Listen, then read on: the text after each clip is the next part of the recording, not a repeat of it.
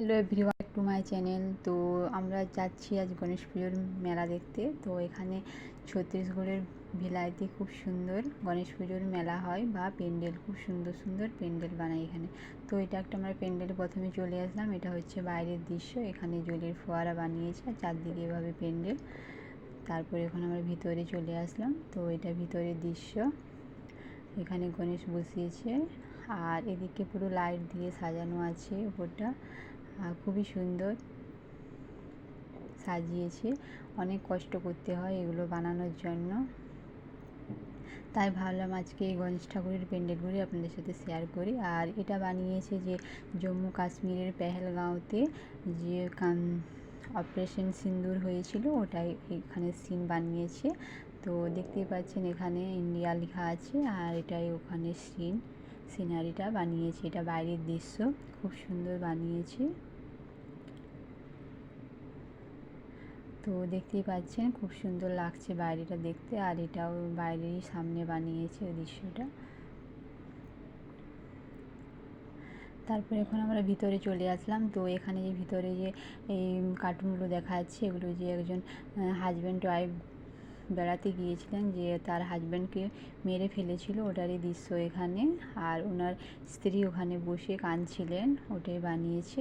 আর এখানে আমরা গণেশ ঠাকুরের দর্শন করে নিলাম তারপরে। আর এটা উপরটাও খুব সুন্দর সাজিয়েছে ফুল দিয়ে। আর এই যে সিনারিগুলো, এগুলো ওখানের এই পেহেলগাঁওয়ে যে টেবিল খেতে বসছিল সবাই, ওখানের এই সিনারি বানিয়েছে পেহেলগাঁওয়ে যে হয়েছিল। আর তারপরে এটা আরেকটা প্যান্ডেলে চলে আসলাম গণেশ ঠাকুরের দর্শন করার জন্য। তো এখানে যে ডাকাতরা হয় না, ডাকু যেটাকে আমরা বেঙ্গলিতে বলে থাকি, ওটার এখানে সিনারি বানিয়েছে। তো এটা খুব সুন্দর, এটাও বানিয়েছিল। এখানে যে ঝাঁকিগুলো বানিয়েছিল, এগুলো সব ডাকাতরা কীভাবে ডাকাত করে ওগুলোরই সিনারি বানিয়েছিল। আর এখানে যে ডাকাতরা থাকে, ওদের যে নাচ দেখিয়ে মনোরঞ্জন করে, তারা এইভাবে দুজন মানুষ নাচছিল, ওটার উপর ভিডিও বানিয়ে নিয়েছিলাম।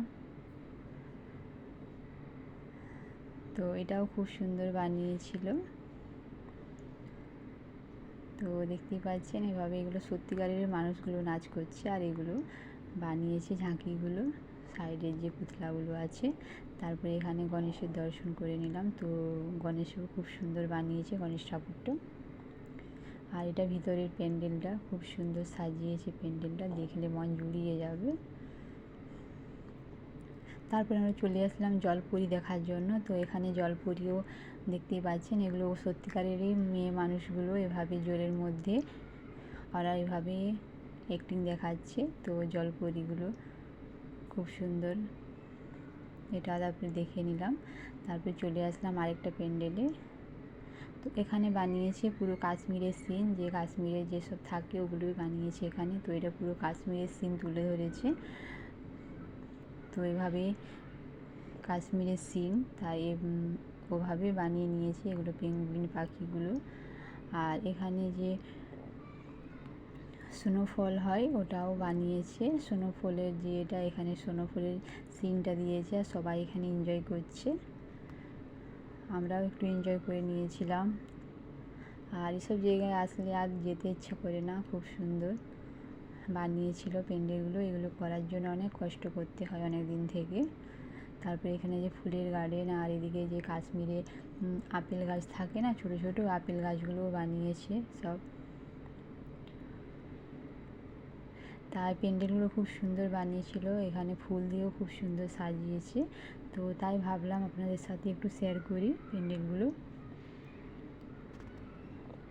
তারপরে চলে আসলাম আরেকটা প্যান্ডেলে। তো এটা রাম মন্দির বানিয়েছে উত্তরপ্রদেশে। তো যেখানে কুম্ভ মেলা বসেছিল ওখানে সিনারি বানিয়েছে এখানে।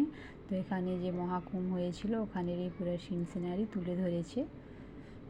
তো এটাও খুব সুন্দর বানিয়েছে। প্রয়াগরাজে রিসেন্ট যে ঘটনাগুলো হয়েছে সেগুলোরই সব এখানে প্যান্ডেলে বানিয়েছে।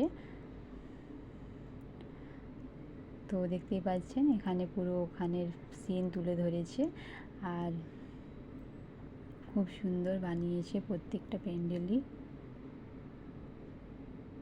তারপরে এখানে যে ওখানে প্রয়াগরাজে যে হনুমান শোয়ানো ছিল, এখানে তার বদলে গণেশ ঠাকুর শুয়ে রেখেছেন। তো খুব সুন্দর লাগলো প্যান্ডেলগুলো ঘুরে।